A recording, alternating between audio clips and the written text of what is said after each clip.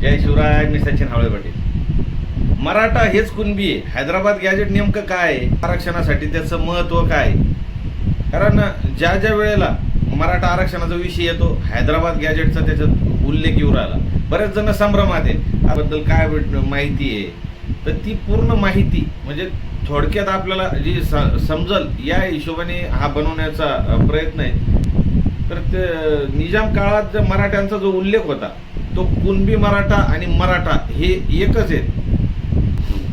निजामाच्या अंमलाखाली 17 जिल्हे होते. त्यात सध्याच्या मराठवाड्यातील जिल्ह्यांचा समावेश होता. त्यावेळी म्हणजे 1862 साली ब्रिटिश अधिकारी होता रिचर्ड मीड याने ती जनगणना केली होती. त्याची सुरुवात 1850च्या दरम्यान त्यांनी केली होती. तर 1881 साली जनगणनेचे रेकॉर्ड प्रकाशित करण्यात आले होते. त्यात जे गॅजेट तयार करण्यात आलं होतं त्यालाच हैदराबाद गॅजेट म्हटलं जातं. या जनगणनेमध्ये जातीशिवाय कोणीही विवाहित, कोण अविवाहित, विधूर यांचा उल्लेख होता. त्यावेळी निजामाच्या राज्यात 17 जिल्हे होते. त्याची जवळपास लोकसंख्या 98,45,000च्या घरात होती. त्यात कुणब्याची संख्या होती जवळपास 16 लाखाच्या घरात ती लोकसंख्या होती. तर मराठा म्हणून उल्लेख 4 लाखाच्या घरात ते लोक होते, 4 लाख होते. मराठा आणि कुणबी यांचा उल्लेख करताना गॅजेटमध्ये मराठा, कुणबी, कापू असा उल्लेख होता. शेती करणारे म्हणजे कुणबी मराठा असा स्पष्ट उल्लेख या ब्रिटिशकालीन गॅजेटमध्ये आहे. कुणबी मराठा याचा उल्लेख हा जवळपास 45 वर्षापासून जुन्या रेकॉर्डमध्ये आढळून येतो. त्यामुळं जे कुणबी मराठा आहेत आरक्षणासाठी किंवा प्रमाणपत्र मिळवण्यासाठी पात्र ठरू शकतात. हैदराबाद गॅजेट म्हणजे ब्रिटिशकालीन भौगोलिक परिस्थिती आणि लोकसंख्येचा इतिहास आहे. विशेष म्हणजे रेकॉर्ड ज्यावेळी हे जिल्हे महाराष्ट्रात आले त्यावेळी ते तिथल्या स्थानिक जिल्हाधिकाऱ्यांच्या ताब्यात दिलं गेलं होतं. त्यामुळं ते रेकॉर्ड आपल्याकडे उपलब्ध आहे. याशिवाय आणखी काही रेकॉर्ड हैदराबादला आहे. तर कोणी ते समोर आणावे त्याचाही फायदा होईल असं मी आवाहन करतो. कारण मराठा समाज या सर्व प्रक्रियेत भरडला गेला आहे.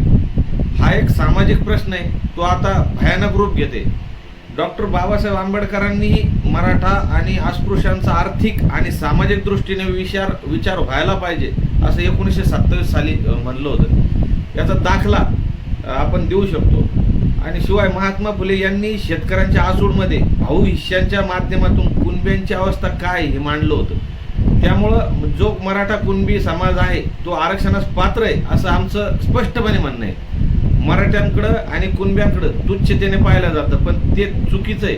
कारण काही राजकारणी आणि राज्यकर्ते म्हणजे सगळे मराठे किंवा कुणबी नाहीत हे स्पष्ट करतो. जनगणना जेव्हा होईल तेव्हा होईल, पण ज्यावेळी होईल त्यावेळी मराठ्यांच्या मुलांचे आणि मुलींचे लग्न झाले आहे की नाही याची नोंद घ्यावी. त्यातील 10 पैकी 6 ते 7 जण हे अविवाहित असतील. चांगले शिक्षण असूनही केवळ नोकरी नसल्याने त्यांचे विवाह झालेले नाहीत ही वस्तुस्थिती आहे. पंजाबराव देशमुख यांचंही उदाहरण देता येईल. विदर्भातील मराठ्यांची कुणबी म्हणून नोंद करण्यात आली होती. त्यामुळे तिथल्या मराठ्यांना कुणबी म्हणून फायदे मिळत आहेत. तोच न्याय इतर मराठ्यांनाही मिळाला पाहिजे. मराठवाड्याच्या दौऱ्यावर पंजाबराव देशमुख साहेब जेव्हा आले होते, विदर्भाप्रमाणे मराठवाड्यातील मराठ्यांनी कुणबी ही नोंद करावी असं त्यांनी सांगितलं होतं. पण आम्ही जातीवंत मराठी कुणबी नोंद कशी करायची असा हेका काहींनी धरला होता आणि हे आमच्या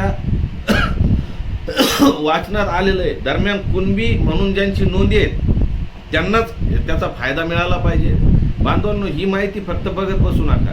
ताबडतोब शेअर करा, चॅनल फॉलो करा आणि सबस्क्राईब करून घ्या. कारण बऱ्याच लोकांना संभ्रम आहे की हैदराबाद गॅजेट काय, ते कधी बनलं, कसं बनलं. तर त्याबद्दल थोडीशी एक माहिती आपल्यापर्यंत पोहोचावी म्हणून पाठवलेली. वेळोवेळीचे अपडेट आपल्यापर्यंत देत जाण्याचा प्रयत्न करतो. तातडीचे संदेश असतील तर नक्की आपलं चॅनल फॉलो करून घ्या, सबस्क्राईब करून घ्या. पुढील काही अपडेट असेल तर सांगतो आणि तुर्तास थांबतो. जय